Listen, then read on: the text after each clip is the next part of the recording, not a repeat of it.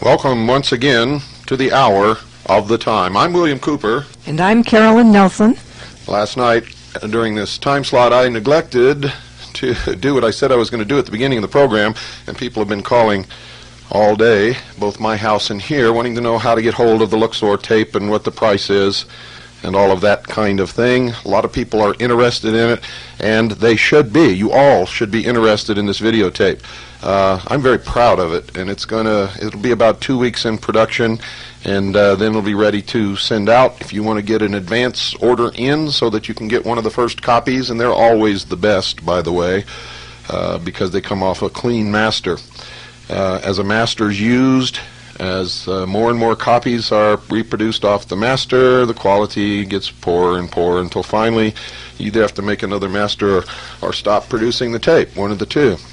So, if you would like a copy of the Source of Light, which is the name of the tape, the Source of Light, send $30. If you are not a CAGI member, send $30 post-paid. That means you don't have to send any postage money. If you are a CAGI member, send $25 post-paid to William Cooper, Post Office Box 1420, Sholo, spelled SHOWLOW, Arizona 85901.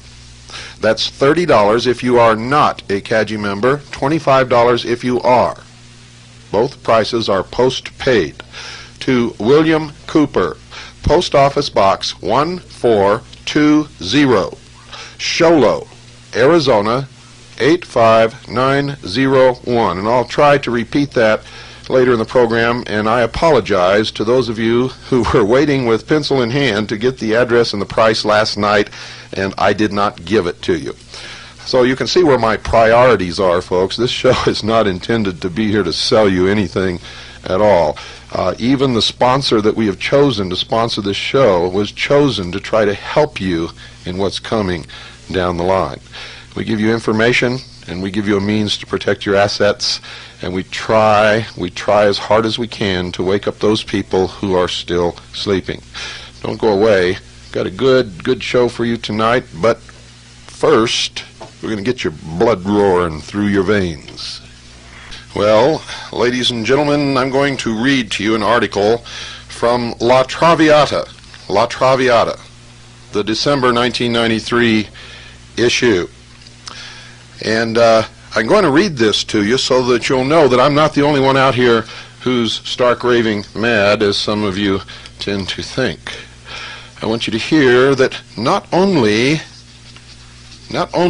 have I reached the conclusions that I have reached through years and years of diligent and very, very deep research, but many others have reached the same, and I mean the very same, conclusions. This is entitled Secrets in the Vatican II, the Church and the Secret Societies, A Brief History. Pay close attention, and as always, ladies and gentlemen, make sure that you have a tablet and a pen or pencil by your side at all times when you listen to the hour of the time. At a recent Church of England synod, a report on Freemasonry was presented to the assembled clerics and lay people for debate. Several speakers denounced Masonry as contrary to the teachings of Christianity and condemned Christians, especially clerics, who might be members. One speaker even went so far as to attack Masonry as blasphemous because he claimed its central initiation ritual, which involves a symbolic death and rebirth enactment, was a travesty of the Christian belief in the crucifixion and resurrection of Jesus of Nazareth. Since its inception, Freemasonry has been the target of Christian wrath. In the inner circle of Masonry, among those who have obtained higher degrees of initiation, there are Masons who understand that they are the inheritors of an ancient and pre-Christian tradition handed down from pagan times. The medieval Masons inherited this secret tradition in the form of symbolic teachings which expressed spiritual truths. These teachings originated in the pagan mysteries which were followed widely in the ancient world. These medieval Masons inherited esoteric knowledge from their pagan forebears, and this knowledge was incorporated into the sacred architecture of the cathedrals. Now, I want you to pay real close attention, because during my series on the mysteries, when I found out what was concealed within most of the altars that were built during those times, and I related it to you over the air, many people called me a liar. And you're going to hear verification of this, what was found, not only within the altars, but throughout these cathedrals. So pay close attention, folks. This is very important. When the lodges of speculative, as opposed to operative Freemasonry, were founded in the 17th and 18th centuries, this knowledge was transformed into the symbolism which today forms the basis of Masonic ritual. With the persecution of alternative spiritual beliefs in medieval Christian Europe, the guardians of this ancient wisdom went underground, forming secret societies to preserve their pagan ideals, and these societies became the mysteries. The two major secret societies which were formed in this period, although they only revealed themselves in a public form in the 16th and 17th centuries, were Freemasonry and the Order of the Rosy Cross. While the Order of the Rosy Cross, or the Rosicrucians, is still a secret society which has received little publicity in modern times, considerable public attention has been drawn to Freemasonry recently. Oh my. The Masons regarded geometry as the most important of the arts and sciences. According to their beliefs, geometry had been taught by a pre-flood patriarch called Lamech, who had 3 sons. One invented geometry, another was the first Mason, and the third was a blacksmith who was the first human to work with precious metals. In common with Noah, Lamech was warned of an impending flood caused by the wickedness of humanity and the interference of the fallen angels in world affairs. Lamech and his sons decided to preserve their knowledge in 2 stone pillars so that future generations would discover it. The Masons believe that one of these pillars was discovered by the Greek god Hermes, also known to the Greeks as Hermes Trismegistus, or thrice greatest, and to the ancient Egyptians as the ibis-headed scribe of the gods Thoth, pronounced Tehuti.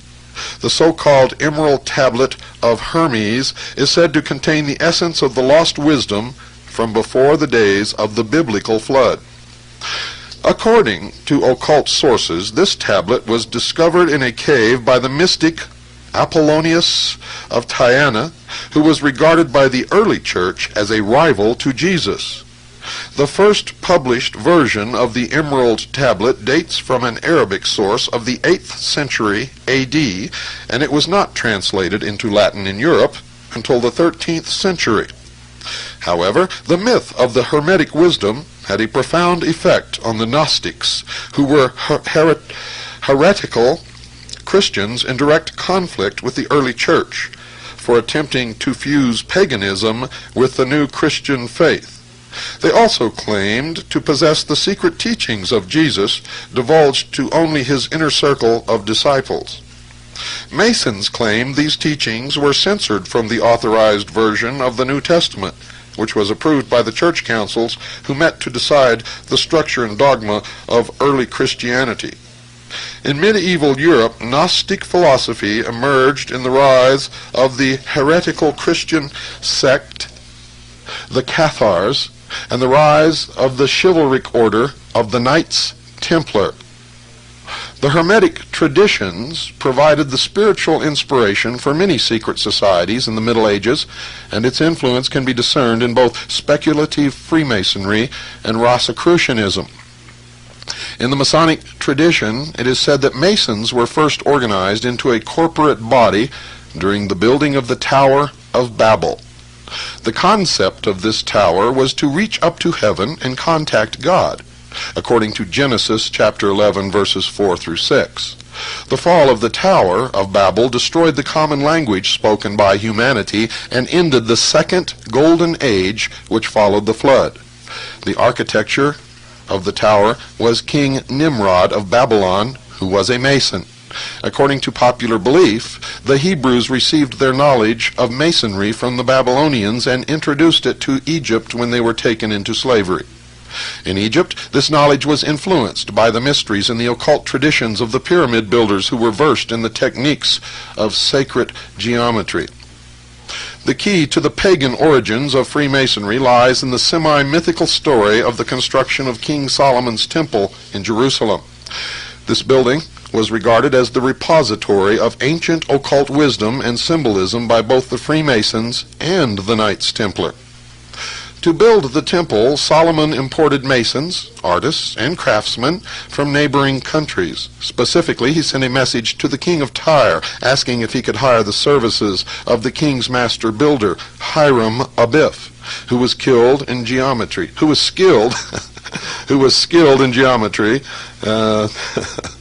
Solomon appointed Hiram as the chief architect and master mason of the temple. Hiram completed the temple in 7 years. The number is especially significant in occult tradition and Freemasonry, folks. But this achievement was overshadowed by his violent, mysterious death. Hiram was approached by 3 fellow masons who demanded the secret of the master mason's word. He refused and was beaten to death. They buried him in a shallow grave. They marked the grave with an acacia tree. His corpse was discovered 15 days later. Solomon ordered that his body be exhumed and reburied with a full religious ceremony and honors due a craftsman of his rank. Early Masons historians regarded Hiram Abiff as a symbolic representative of Osiris, the Egyptian god of death and rebirth. In the 3rd degree of Freemasonry, the candidate representing Hiram Abiff is raised from the dead by a special Masonic handshake known as the grip of the lion's paw or the lion's grip. In both Masonic and Egyptian mysteries, the resurrected god is buried on a hill in a tomb marked by a tree. In Royal Ark Masonry, the candidate for initiation is informed that the sacred name of God is really Jabulon.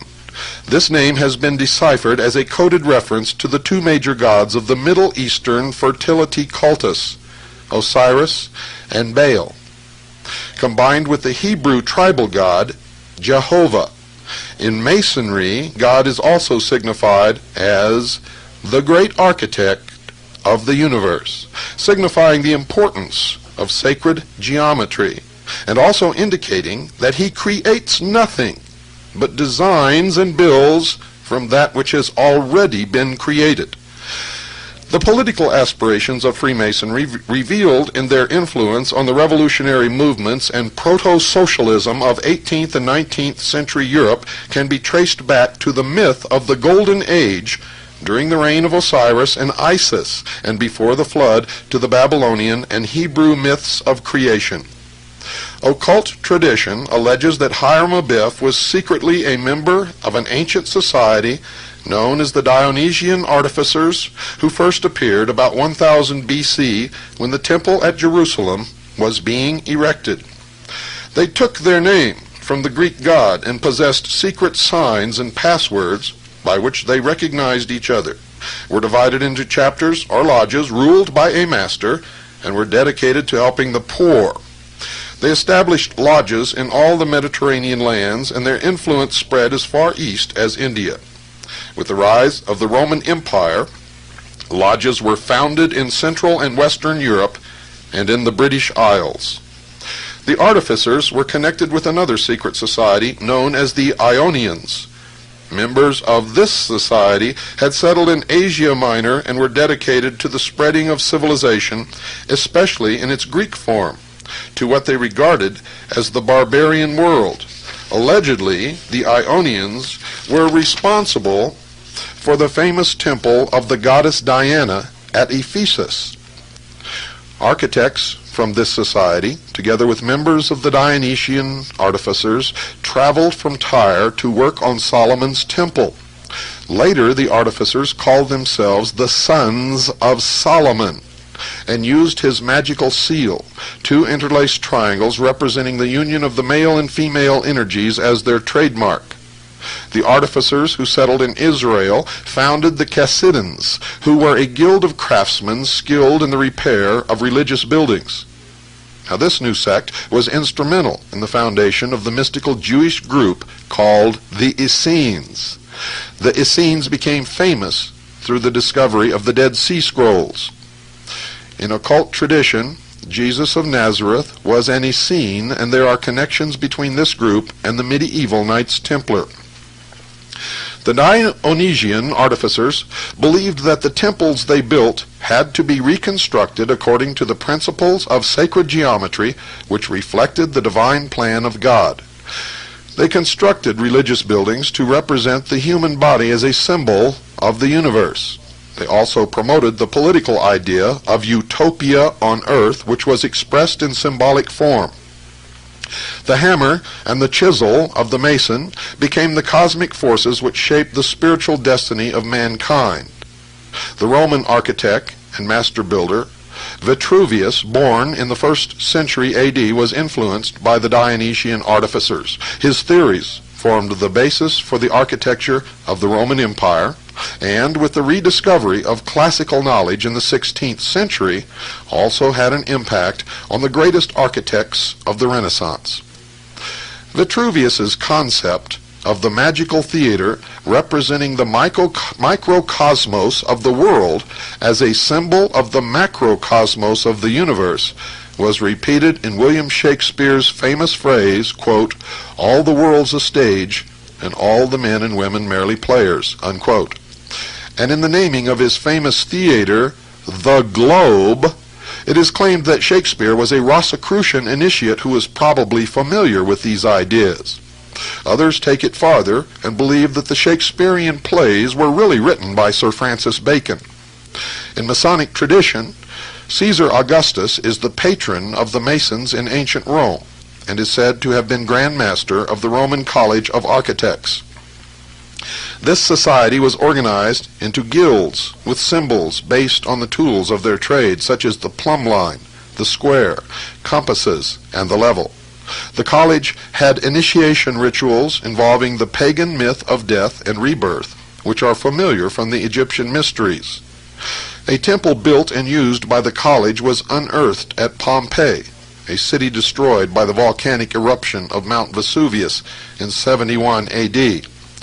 Among the symbols discovered in the temple were the double triangle of Solomon, the black and white tracing board first used by the Dionysian artificers, the skull, the plumb line, the pilgrim's staff, and the ragged robe.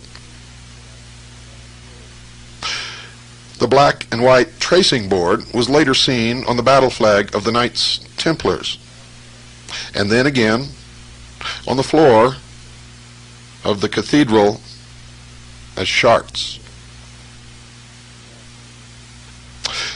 Built by the Knights Templar. These symbols later emerged in medieval masonry and also speculative Freemasonry. The traditions of the Roman college seem to have been passed on to the order of Comacene masters who flourished during the reign of the emperors Constantine and Theodosius in the 4th century AD, when Christianity was emerging as the dominant religion of the Roman Empire. According to legend, the order was founded by ex-members of the Roman college who were forced to flee from the barbarians. They set up their headquarters on the island of Comacene in Lake Como, and in 643 were placed under the patronage of the King of Lombardy, who gave the order control over all the masons and architects in Italy. The Comacene order was divided into lodges ruled by grand masters, wore white aprons and gloves, and recognized each other by secret signs and passwords. The order was responsible for the Lombardy and Romanesque styles of architecture, and can be seen as the link between the architects and masons who built the pagan temples and the master builders who erected the Gothic cathedrals of Western Europe in the Christian Middle Ages. There is evidence that the Comacene masons traveled all over Europe and according to the historian Beattie, even reached Anglo-Saxon England, where they built a church in Northumbria. Although the Masons who built the medieval churches and cathedrals were nominally Christian, the proliferation of pagan symbols and images in these ancient buildings indicates many of them were still pagans at heart. And folks, this is what I explained to you about the pyramidal structure of organization in these secret society. Those at the bottom may go to a Christian church and really believe that they are Christian, or attend other religions. But as they progress through the degrees of initiation, they are indoctrinated into the old pagan religions, and the old gods come back to them with a vengeance until they reach the top. They are no longer Christian. They no longer worship Allah or Buddha or any of the gods or religious beliefs that they had before. They're all gone by that time, and that's the purpose. You see, if those at the bottom were exposed all at once to what they would eventually learn through going up the degrees of initiation, none of them would stay long enough to get to the top. It is a process of slow but sure brainwashing. And it works. Works very, very good. Pagan symbols found include the Sheela-na-gig. These are crude representations of the naked female form in the shape of a woman with spread-eagled legs displaying their genitals. They have been identified as images of the pagan goddess of fertility worshipped in Celtic times. Other carvings found in medieval churches depict monks and priests in sexual poses with wanton young girls performing homosexual acts or wearing the heads of animals. Even stranger examples of pagan masonry can be found. Professor Gregory Webb of Cambridge University, England, in 1946 Secretary of the Royal Commission on Historical Monuments and an authority on medieval architecture, at the end of the war was appointed by the British government to survey ancient churches in southern England which had been damaged by the German bombing. In one of the churches, he discovered that a Nazi bomb had dislodged the top of the altar, revealing the interior for the first time since the 14th century. Inside the damaged altar, Webb and his team discovered a stone image of a phallus, the phallus, in fact, of Osiris, which had been carefully concealed within the hollowed interior. At first,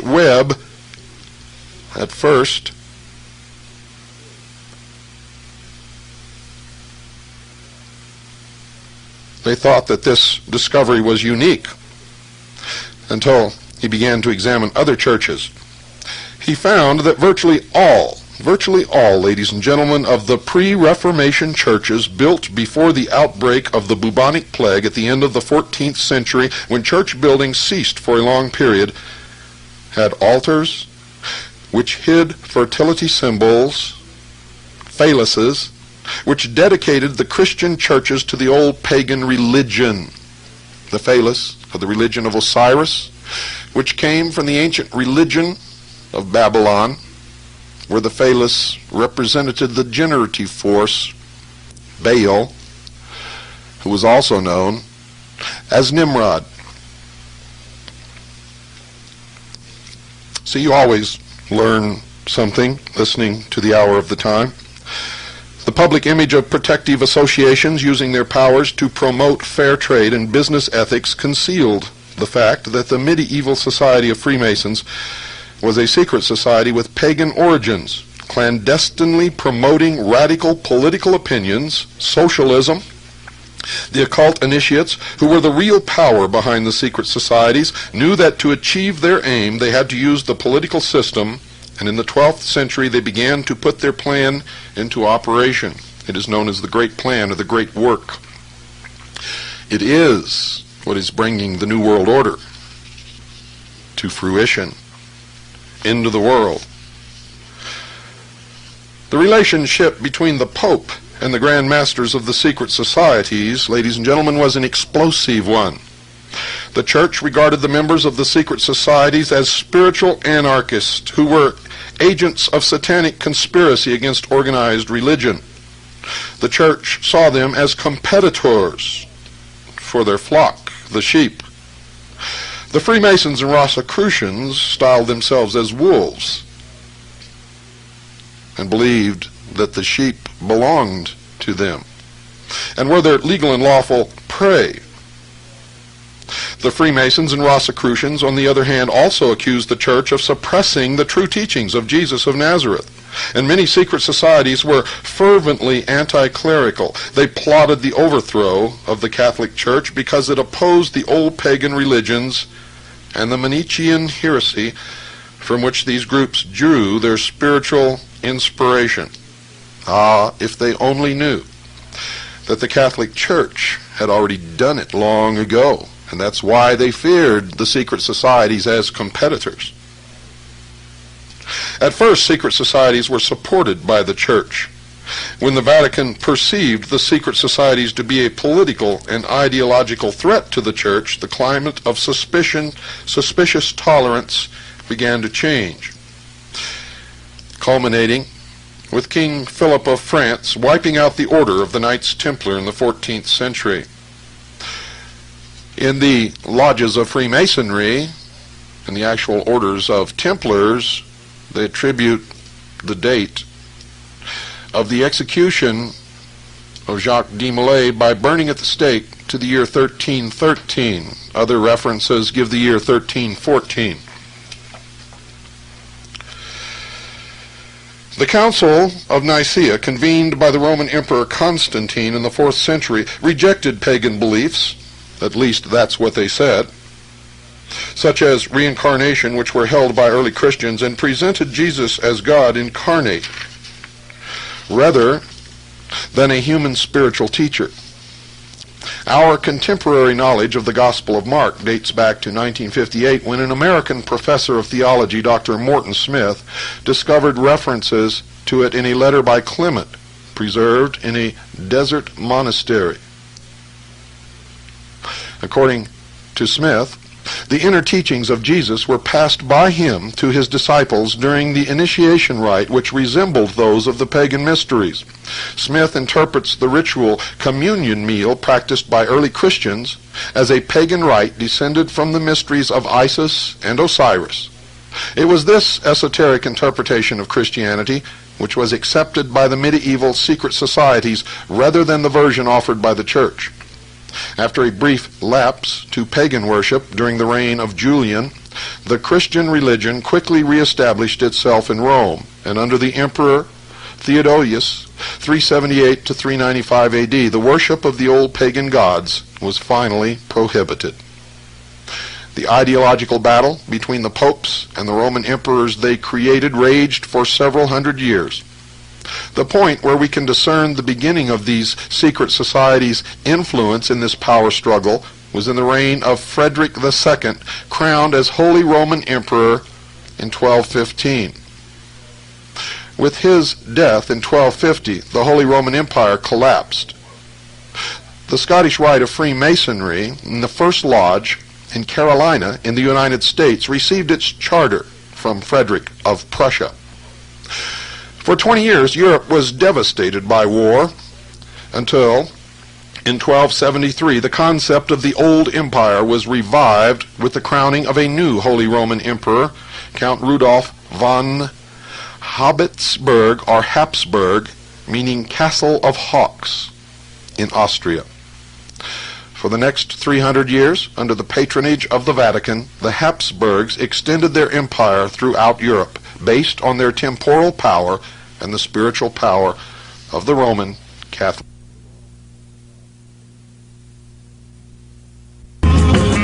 Well, I just know you're all up there twisting all around the living room, aren't you? How many of you can still do it? Well, before we went on the air, Sugar Bear and I and Carolyn were doing it. And the reason I'm playing this music tonight is just kind of take everybody back to when times were really good in this country. They're trying to convince us that times were no good during the 50s and the early 60s, and that's a lie. And those of us who lived during that period know that it was the best time in the history of this country for the common man. Everyone had work if they wanted it. The American dream was becoming realized by more people than ever before in the history of this country. And what's happening now? The American dream, just since that time, has disappeared for most young people, who, unless they really strike it rich or get into a profession that really jerks the money out of people's pockets, they have no hope of owning their own home for many, many, many years, if ever. Most people in every family now have to work, and the children are relegated to government-controlled daycare centers. They are, in fact, occupationally orphaned as you struggle just to keep food on the table and a roof over your heads and be able to have a little bit left over for some recreation once in a while. Those of you who have managed to accumulate assets are in danger of losing them at any moment. Any moment you could find yourself homeless in the street, I guarantee it. Did you know that any one of your neighbors could call the police and tell them that you're a drug dealer, and that before 3 o'clock this coming morning, your door could come crashing down, black uniformed, flak jacketed, automatic weapon carrying Gestapo could be in your home, stripping every member of your family, searching every bodily orifice. Whether or not they find any dope, they could still confiscate all of your property, bank accounts, vehicles, and auction them off literally within 24 hours, and there's nothing that you can do about it. Now, recently, the Supreme Court put some restrictions on this, but so far it has not slowed them down, nor has it stopped them, and a recent memo from the Justice Department has chastised government law enforcement agencies for not meeting their quota of confiscated property from the citizens of the United States of America. There's only one thing that can save you from all of this and from what's coming, from an economic collapse, is to get wealth in the form of non-confiscatable, non-reportable hard assets and put them in a safe place where only you can find them, and do not keep any record of these items, and make sure you don't tell your mother-in-law that you have them. Call 1-800-289-2646. Do it right now. 1-800-289-2646. That's our sponsor, Swiss America Trading. They're honest. They will help you.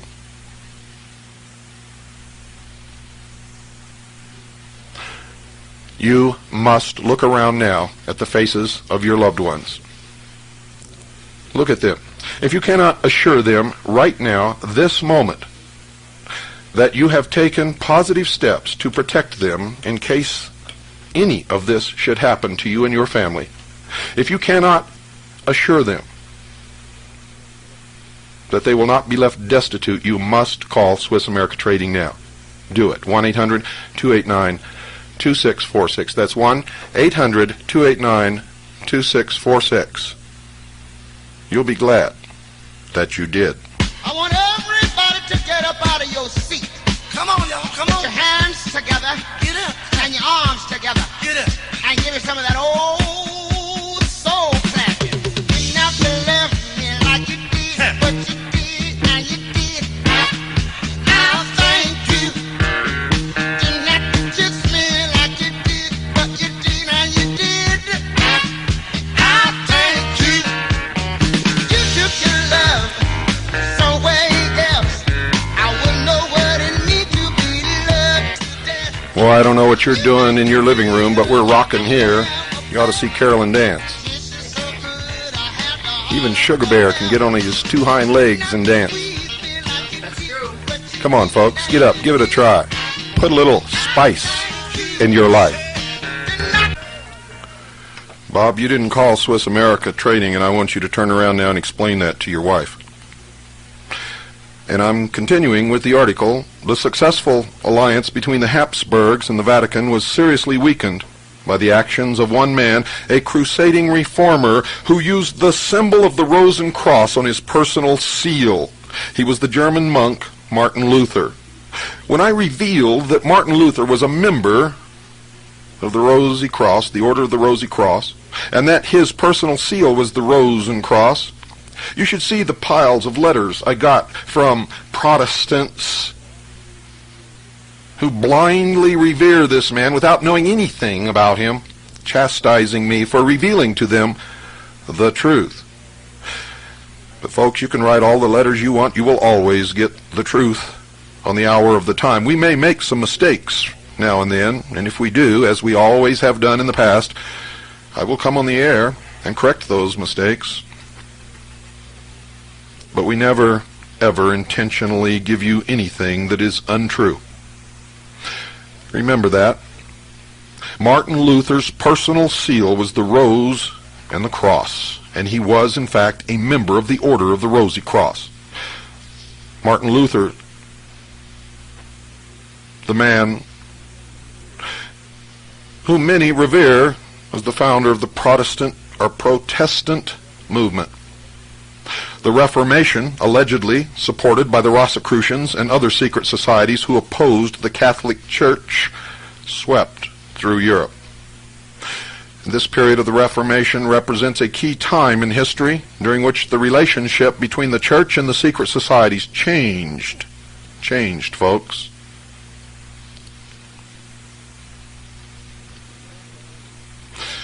With the Reformation, you see, the Church was faced with an enemy within, which it could not destroy without bringing down its own edifice. With the Reformation, the whole concept of organized religion in Europe was revolutionized overnight.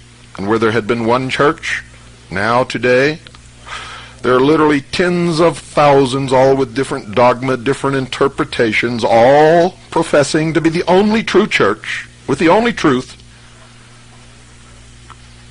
and with the only claim to heaven. But if you only knew. Many think that the secret societies were instrumental in this revolution. I can tell you absolutely for a fact that they were. Support from the Grand Masters was offered to the religious reformers because the Reformation was recognized as a means to weaken the influence of the Catholic Church in European affairs. In America, sad to say, much of the Catholic hierarchy has taken on this role in modern times. The Reformation effectively emasculated the political power of the Church. It laid the foundation for the Puritan movement, whose members fled religious persecution in Europe to found a new nation in the Americas based on spiritual principles drawn from Rosicrucian sources, and all of our founding fathers were members of these secret societies. And many people have also chastised me for making that claim, but it is easily proved. Easily. The problem with most of you people is you believe blindly what you're told and you never check anything. Many of you still believe that George Washington chopped down a cherry tree, and when his father asked him who did it, he told the truth. Well, that's all a lie, folks. There was no cherry tree. He never chopped one down. His father never asked him if he did. And I really don't know if he would have told the truth or not. Most politicians don't. Most politicians do not.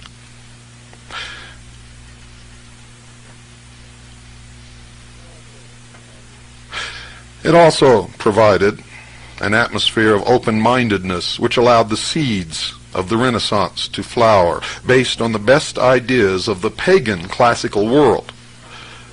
Although the Habsburgs were to rule for another 300 years until 1806, the Reformation destroyed any hope of a united Europe controlled by the Roman Catholic Church until today. Above everything else, the religious reforms of the 16th century marked the beginning of the period when the Church became determined to exterminate the secret societies which had weakened its power base. I'm not aware that the Vatican has changed its policy one iota from this. In fact, its determination has doubled over the past 150 years, even though today the secret societies flourish in America, and with only a wink from the American Catholic Church bishops. In fact, the Jesuit Society was formed to combat this from another secret order of Illuminati, or the Ilumbrados, in Spain. The head of this group was Ignatius Loyola, who was in fact arrested by the Inquisition. He used his influence with powerful people to gain an audience with the Pope. He went in on his knees and walked out on his 2 legs with a papal bull granting him immunity from prosecution, from the Inquisition, from any king, queen, country, or law, save one, the Pope. And he was to found a new order, the Society of Jesus, now known as the Jesuits. See the Oath of a Secret Society, which makes up a chapter in my book, and you will see that they are sworn to destroy the Protestant movement and Protestants wherever they can find them. Above everything else, the religious reforms of the 16th century marked the beginning of the period when the Church became determined to exterminate the secret societies, which had weakened its power base. The secret societies, though they claim to follow the precepts of Jesus Christ, actually provide an alternative version of spirituality to their followers. They deny the divinity of Jesus Christ. They deny that he was the Son of God, or was in actuality the incarnated God upon this earth, that he died, or that he was resurrected, or that he sits upon the right hand of the throne of God. Instead, he has become an ascended master, a teacher, and Christ has become an office which anyone can attain. You too can become a Christ in the New World Order. They actually provide this alternative version of spirituality, and it is the foundation of what you know today as the New Age movement. They allege that the Church had deliberately subverted the teachings of Jesus and teach that there are other sources of spiritual knowledge which are as valid as Christian belief and predated it by thousands of years. In 1738, the first papal bull to combat Freemasonry was issued by Pope Clement XII. This bull threatened any Catholic who became a Mason with excommunication, at that time an extremely, extremely serious punishment. In fact, nothing worse could be imagined. In the 1870s, claims that secret societies such as the Illuminati were using Freemasonry as a cover for radicalism and revolution gave the Church fresh charges to level against the Masonic lodges. The climax of the Church's crusade to destroy the influence of Freemasonry came in the 19th century. In 1864, Pope Pius X condemned socialism and the secret societies in his Syllabus of Errors, which he published following an investigation of revolutionary activities in Italy. Every investigation has found that socialism emanates from the secret societies. 12 months after the publication of the syllabus, the Pope again condemned the secret societies, specifically attacking Freemasonry as anti-Christian, satanic, and pagan in origin. In 1884, Pope Leo XIII issued a proclamation identifying Masonry as one of the secret societies working to establish Satan's kingdom on earth. He also claimed that Masonry was attempting to revive the manners and customs of the pagans. They have succeeded. Any visit to the Luxor Hotel in Las Vegas will convince you of that. It has often been claimed that the ultimate objective of the secret societies was to infiltrate the Vatican and place their own man on the throne. See my book for the outcome. Some modern critics of the Roman Catholic Church, especially those with ultra-traditionalist views, have seen in the liberalization of the Church in recent years proof that its hierarchy has been penetrated at the highest levels by agents of the secret societies who are working for its eventual downfall. at the celebrations in honor of St. Francis of Assisi in 1986, which stressed the unity of all religions, the Pope participated in a multi-religious prayer for world peace. Traditionalists were horrified to see the pontiff happily share a platform with a Tibetan Lama, a Hindu Swami, a Native American medicine man, a Jewish rabbi, and a Maori high priest. It was noted that the unity of all the world's religions and the recognition that they all derived from the same ancient source is the central philosophy of the secret societies. It is the goal of the World Council of Religions. It was the message of Pope John Paul II in Denver, Colorado. Dear listeners, and he replaced the last pope who tried to be a good pope. He was murdered after exactly 33 days in office. Now, I read this from La Traviata. La Traviata, the December 1993 issue, I believe. Is it the December? Yes, December 1993 issue. To show you that I'm not the only insane person out here who has discovered the truth amongst all the lies. Anyone can do it. I don't know who wrote that. I never saw that paper before. It was sent to me by a Kaji member. The author's name, I don't believe, is listed there. And even if it was, I still don't know him. Anyone who wants to look for the truth and find it will find it. It's not hidden, ladies and gentlemen. In fact, today, even though it began as a conspiracy hundreds and thousands of years ago, today it is all being done in the open. They believe that all of us are so stupid, actually, that they even write books about it, disclosing their whole intentions, all of their plans, knowing that none of you will ever read those books.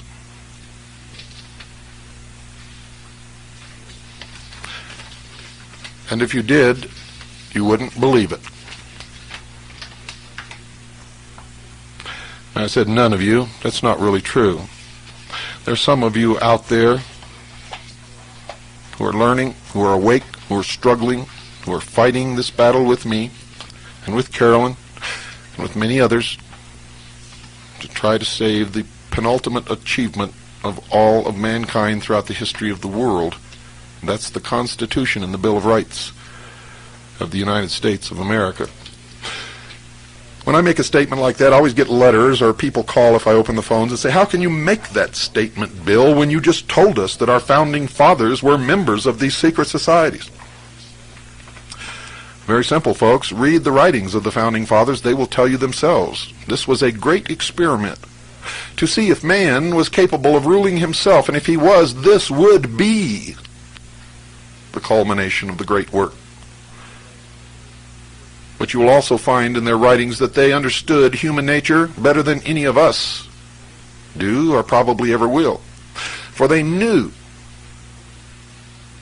that with the keys built into the Constitution, we would give up our Creator-endowed rights and trade them for benefits from the state, thus relegating ourselves back into the old position of owned property. We would become indentured to the state for accepting these privileges. But they knew that people did then, as they do today, except for a very few people who really understand and appreciate freedom and understand the responsibilities and the consequences that go along with it.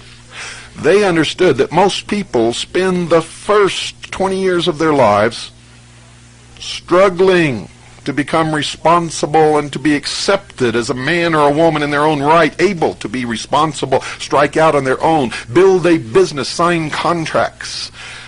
And once they discover the responsibilities and requirements that freedom demands, they spend the rest of their life trying to crawl back into the womb, searching for a daddy to take care of them. That's why socialism is so attractive to most people, ladies and gentlemen. It tells them they no longer have to be responsible. Then in exchange for their freedoms, Daddy the state will take care of them. Daddy the state will give them a job. Daddy the state will pretend to pay them if they pretend to work. Daddy the state will provide them with some sort of a hovel in which they can live, so they don't have to worry about paying the rent. Yes, Daddy will even change their diapers and give them clothes to wear. Daddy will tell them what time in the morning they can go out on the street and what time in the evening they must be inside their hovel. Daddy will discipline them. Daddy will make sure that there's no crime to threaten them. Oh yes, many, many people will love the New World Order and the New World Religion and the new world of entertainment that will be erected in place of the old Roman circus in order to keep the populace entertained and diverted. Mindless libraries will be filled with the new history books and the new politically correct dogma of the new politically correct world and the new politically correct religion. And everywhere you look, you will see the symbols of the generative force, the phallus of Osiris, the representation of the old god of Babylon, Baal, Nimrod. Isis will be everywhere. You see, for Osiris is the doctrine, Isis is the church, Horus is the great body of initiates that will rule you. They call themselves wolves. And of course, dear listeners, you are the sheep, the legal and lawful prey of the wolves. A nation or world of people who will not use their intelligence are no better than animals who do not have intelligence. Such people are beasts of burden, and yes, stakes on the table by choice and consent. If we didn't love you here, we would not say these things to you. Please wake up. Good night, and God bless you all.